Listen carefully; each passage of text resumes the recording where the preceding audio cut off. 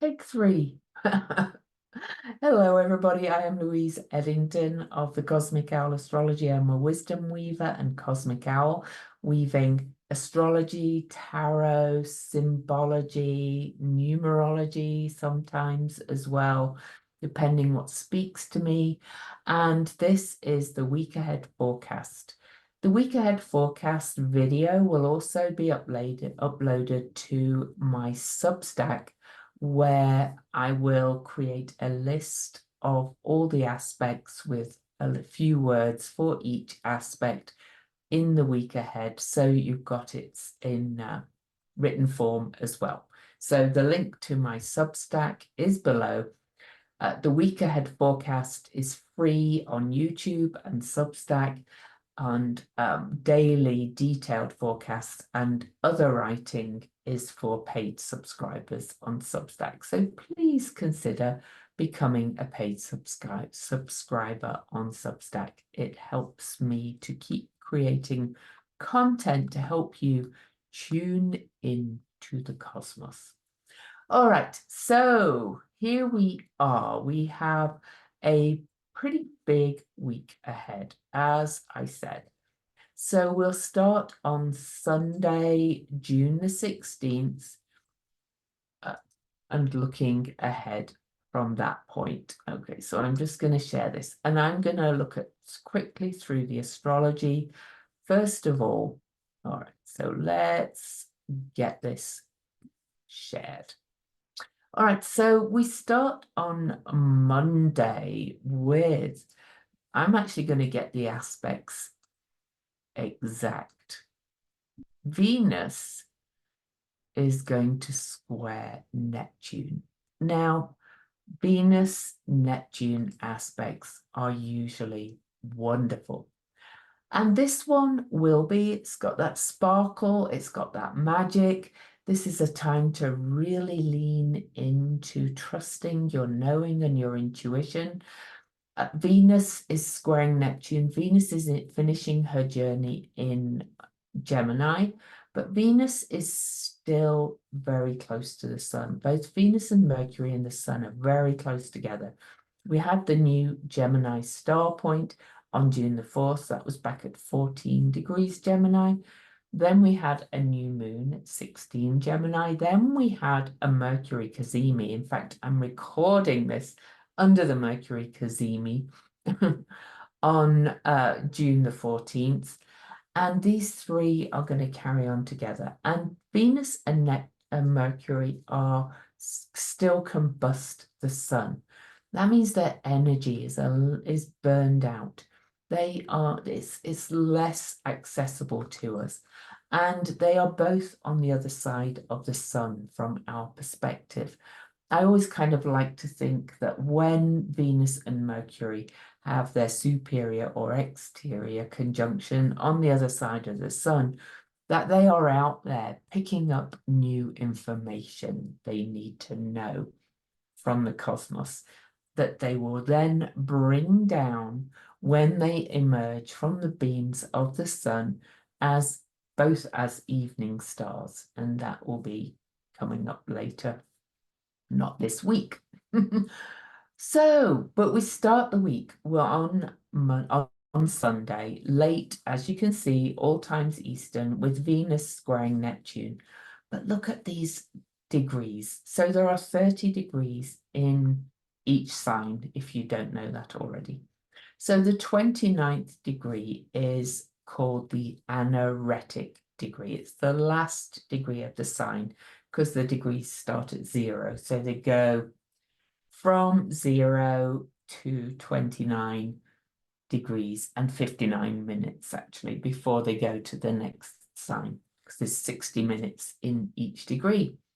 And so Venus is squaring Neptune right at within 8 minutes of the end of the signs. And these anaretic degrees are very, very liminal spaces. They are like the no man's land. You're leaving one country or sign and about to move into another. They're very concentrated, very heightened energy. And we're on this journey of changing our perspectives and our ideas and coming up with new ideas about what we're creating based on this new story of us. A square is an aspect that is really giving a big push to change, okay?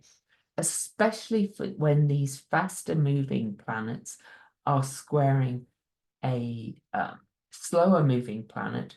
These are all opening squares because Mercury and the Sun are going to square Neptune this week as well. So I'll give you the exact dates and times, but I want you to know that this is what's called an opening square. This is action. This is crossroads. This is crisis in action, Dane Rudyard called it. And I will say that, you know, in mutable signs, we're going to feel that this change is coming. And Neptune is the modern ruler of Pisces, so strong in this sign. Venus is exalted in Pisces.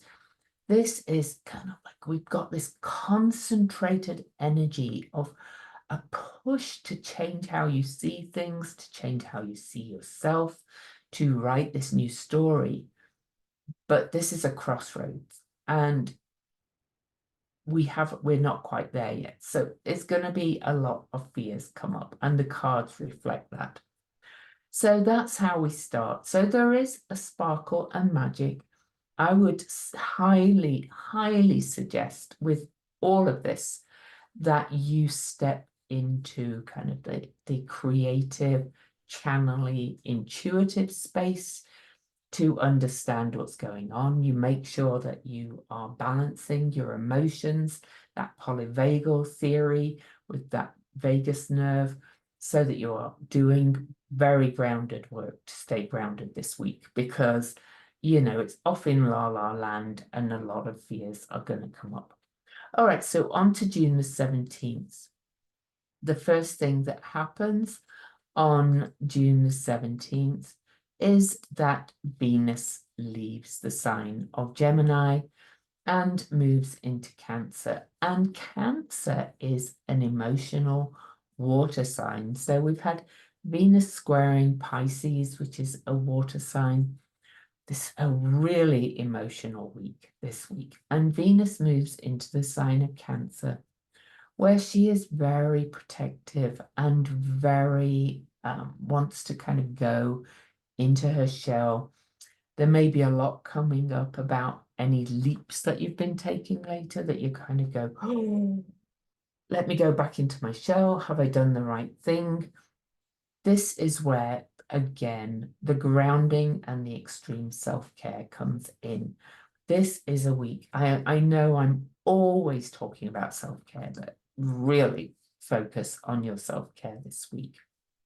Later on the 17th, so we're on Monday, Mercury follows Venus and squares Neptune, and that means you won't be able to think clearly. Not only is Mercury combust the sun still after today's Cazimi, it's like, I'm not very clear here where I'm going. This is all a bit fuzzy.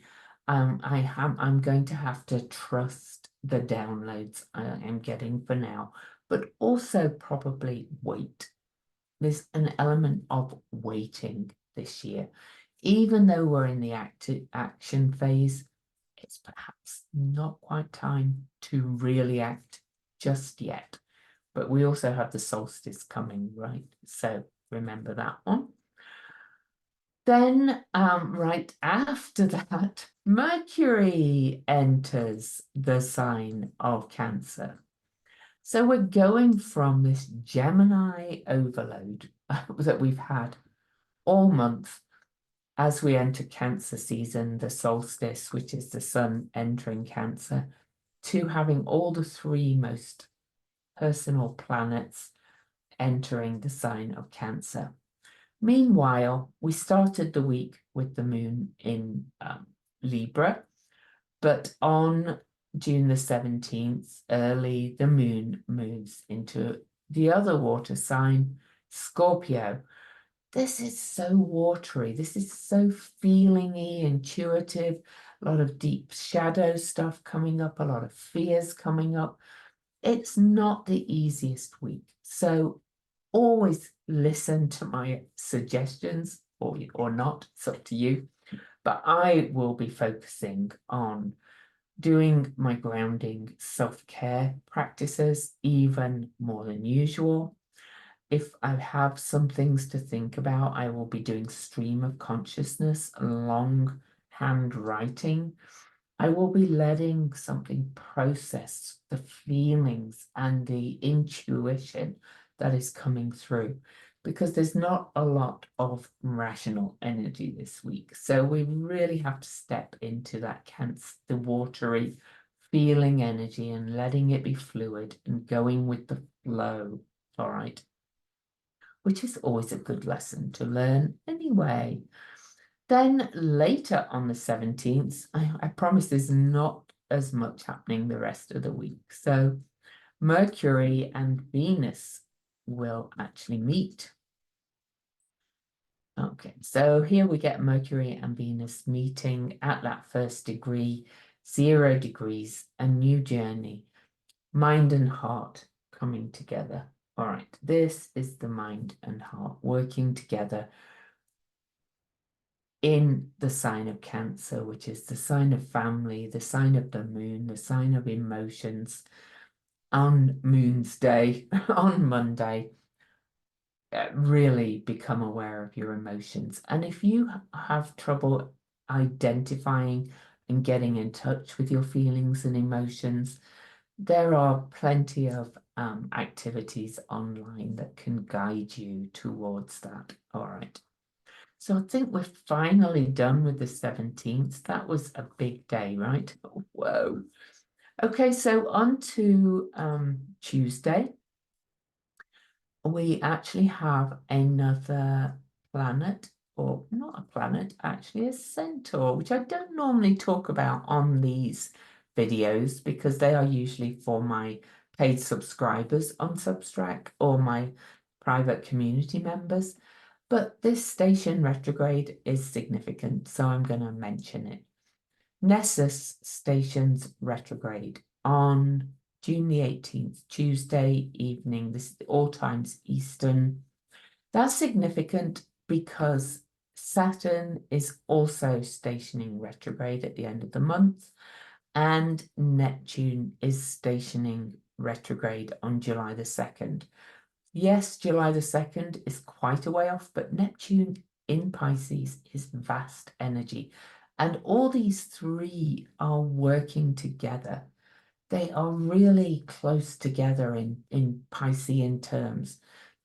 These are bringing a big tidal shift. Now, this is Centaur Nessus. He is the revealer of generational abuse and trauma that is being revealed. You know, this is the kind of trauma where, you know, your 10th grandmother 10 generations ago was raped in a war zone, and how that's affected your epigenetics. This is really epigenetics, you know, this is what Nessus is, and how we hold this collective and intergenerational trauma within us. Well, he's going retrograde, turning the tide, going back, treading more ground from our perspective, revealing more of it. And so is a lot more going to come out. All right. So we see it happening all the time, individually and separately. But also, the retrograde is an opportunity to recognize it, feel it, see it, and then let go. Okay. But it does bring up the emotions and the fear, all right, on the way. That was the 18th. 19th, no significant aspects. On the 20th, the sun, where's Pisces, Neptune gone again? On the 19th, the sun will square Neptune. Oh, sorry. I put conjunction. So on the 20th, which later that day is the solstice, if you're in Eastern time zone, the sun will square Neptune again at those liminal degrees as Neptune is slowing down at that liminal degree to go and travel back to revisit some ground. We are going to have to face a lot more kind of shadow material, fears, self-limiting beliefs before we are really able to move forward and write this new story of us. I'm sorry to say, that it doesn't all happen overnight. We are in this big time of change. Neptune's going to change signs next year. Uranus is going to change signs next year. Pluto is going to dip back into Capricorn, then change signs next year. There's a lot more change coming up. And we are really heading into this kind of new beginning. Saturn will finally leave Pisces next year too. So just know that we are in this really liminal space. That doesn't mean do nothing or take no decisions. I'm not talking about that. This just means really with all this watery energy tuning in to your heart and mind and really coming into balance and trusting your inner knowing. Okay. So that's June the 20th. We do, and then we have the solstice. And again, I've already done a video for the solstice and the Capricorn full moon, which is the next day.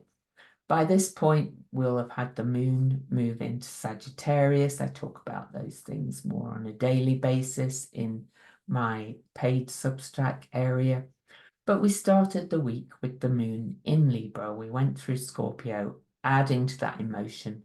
Luckily, the moon went into Sagittarius, and that gives us a little bit more of a lift and hopium. But it really is an emotional week. A full moon as well is always heightened emotion.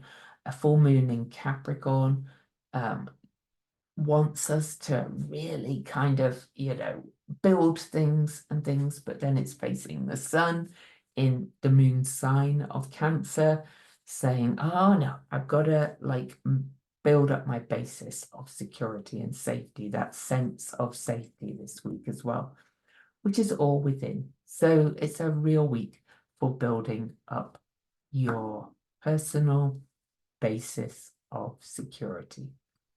Now, the next major aspect, and of course, we do have the full moon, but I'm not going to talk about the full moon on here because I did the other podcast. But the full moon is on June the 21st at 9:07 p.m. Eastern at 1 degree Capricorn and Cancer. And full moons, we already know that they are kind of heightened energy. I hate to think kind of what's coming in the news this week, really.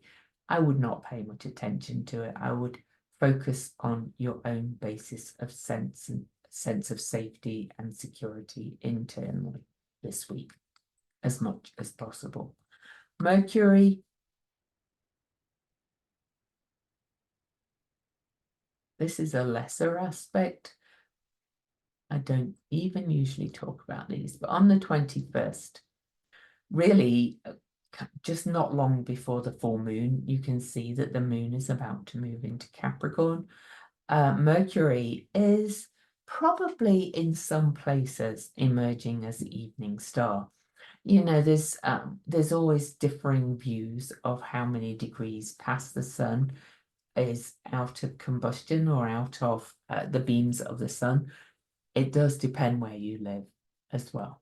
So Mercury's starting to come out, blinking from the journey on the other side of the sun, becoming visible in the evening sky, though he's quite hard to see anyway.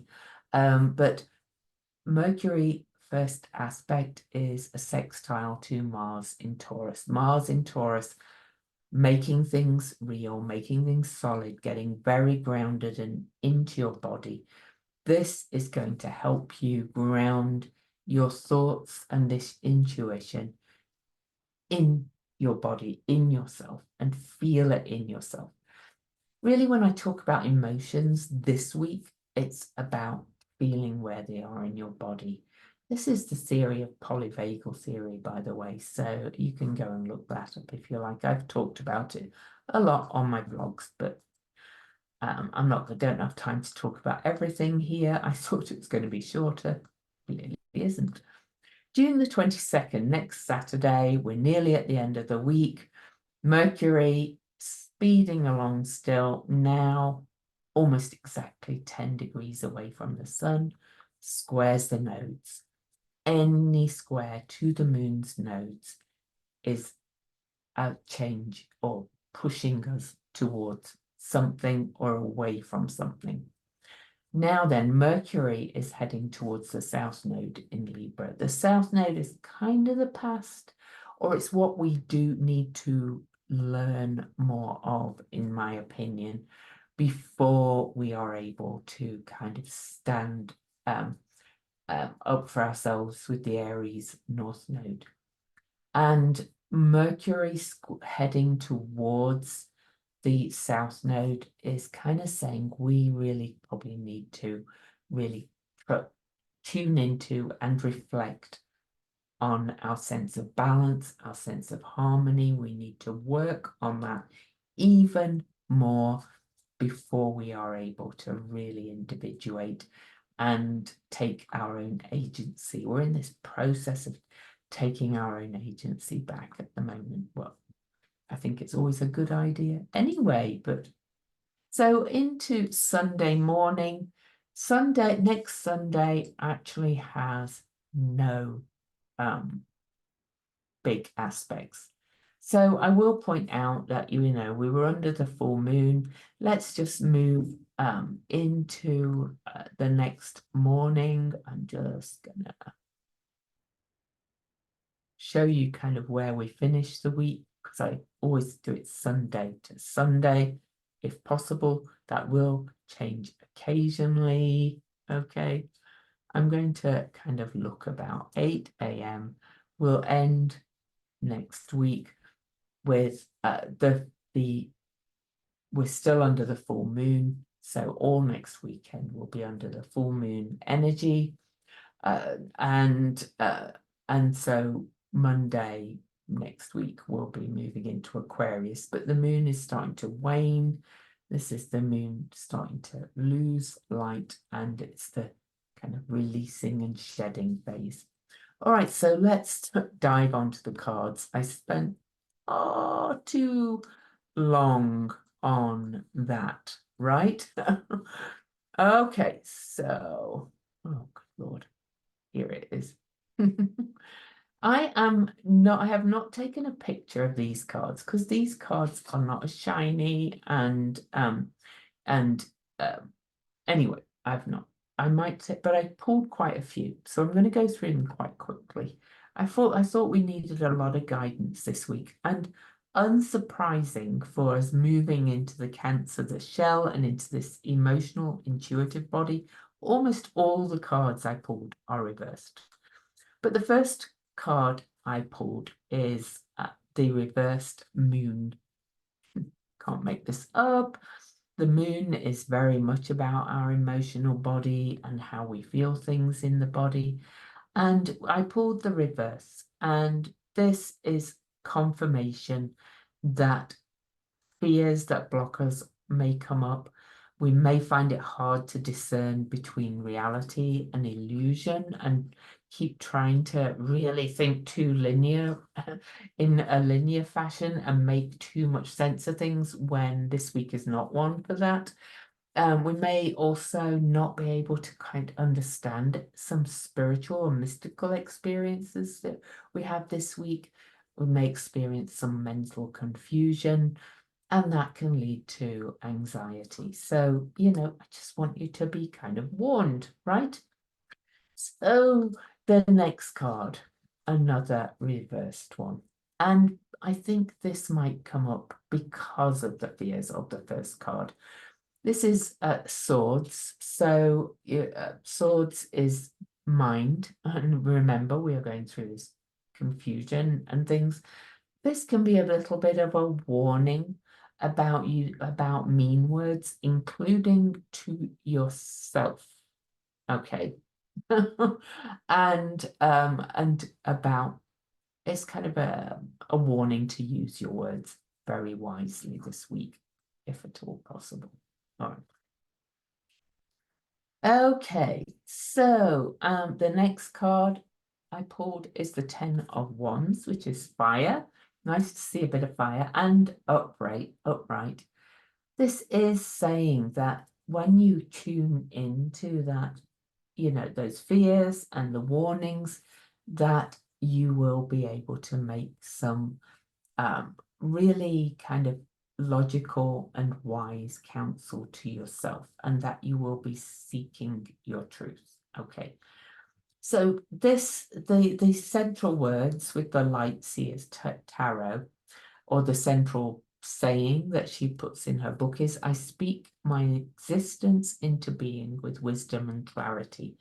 But because of the overall picture, I'm going to say that this is when you speak from an almost channeled place, okay? It's going to start coming through clearly. We are really learning to integrate that right and left brain in a big way at the moment. So the next card that we pulled.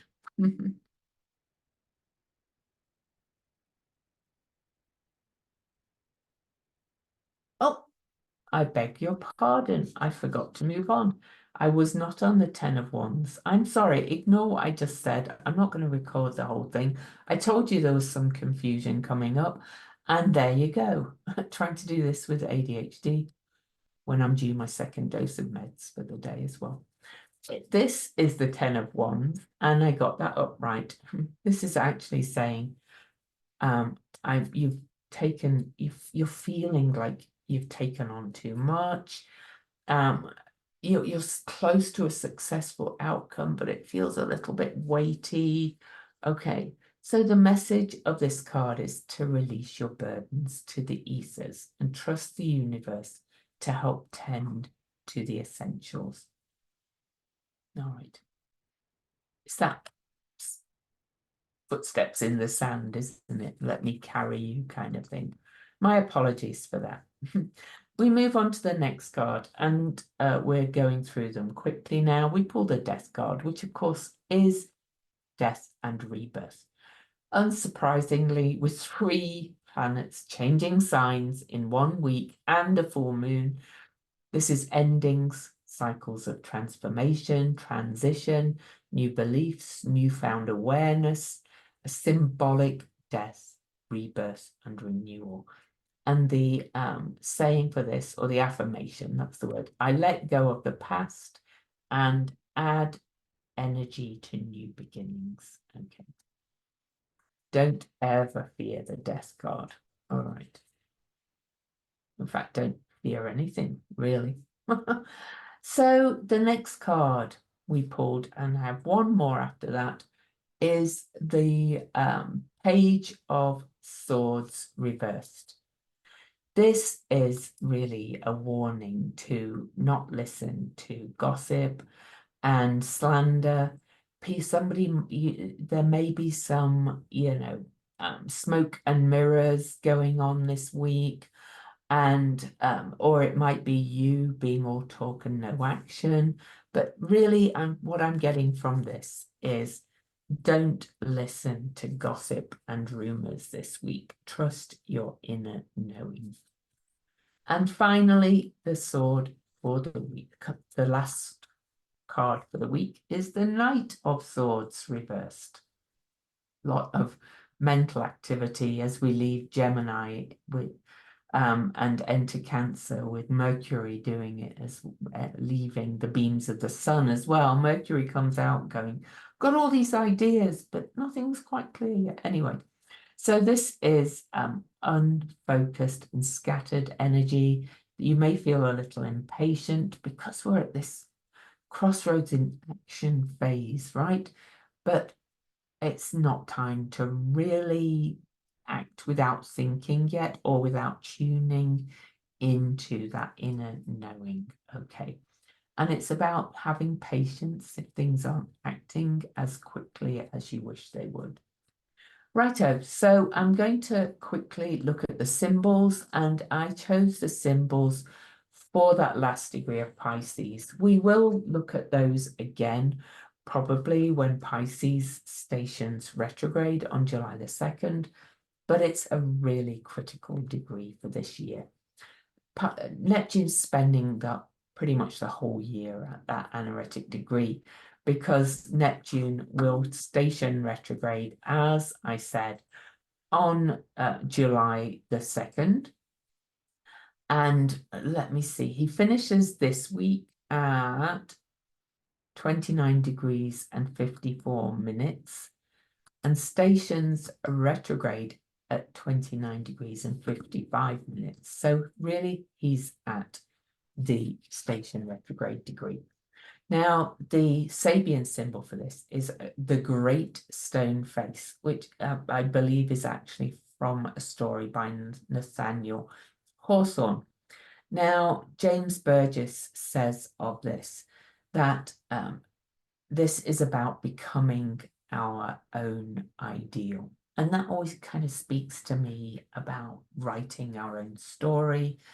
But his analysis says, instead of ending our journey, we find that we have become the seed of yet another cycle of experimentation.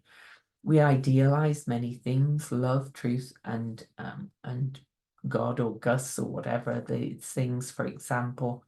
And this is how we become aware of our relationship with archetypes. The essential conundrum with which Plato and Aristotle wrestle without resolution is whether we create archetypes or the archetypes create us. I'm actually more Platonic, right? And the exact same puzzle is posed in the Hindu scriptures. Do we create God, or does God create us? This is the mystery of life, and simply put, it is that life is a mystery, a paradox, and not within our grasp to understand. I don't think we're ever going to understand, really, okay, this paradox. So my response to that really is to, all we know is us, and we can create our ideal. So looking at John Sandbacher's symbols, okay, for this last degree of Pisces, the Omega symbol is a dense forest of organ pipes. He says this is a transforming, inspired degree. If you are able to manage your fears and process your fears and the shadows and the doubts and the sense of confusion this week, and allow it and work with it and stay grounded, there's going to be amazing transformations and inspiration come from this week. It is a degree of spiritual cleansing and endings and rebirth, a death card. This degree is aware of the vast number of possibilities in life and of the music that can arrive from all the potential interactions with the universe around it. What is to meet this plethora is the inspiration coming from inside, the music that arises from the self and is played out in lifetimes. The more we allow ourselves to flow, the more what is most needed and beneficial for us will come forth from the inside, as well as meet us from the outside. This is the truth of this degree.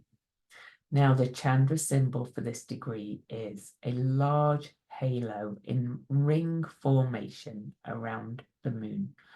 Pisces is the sign of acceptance, and here in its last degree, acceptance reaches completion.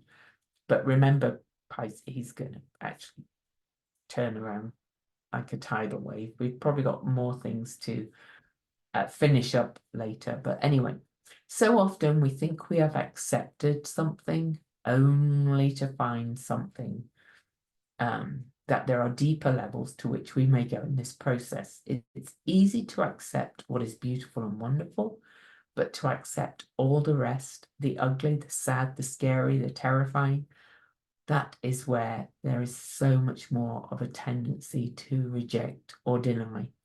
This degree thinks in terms of bringing all emotions into the fold of the great and complete family of emotions. And the magic of it is finding that when all are accepted, the spiritual radiance reaches perfection and we achieve the release for which we have been searching all along. Now, the Pleiadian symbol, I'll finish with this, is a seer on his back and gazing into the sky becomes a channel for cosmic messages.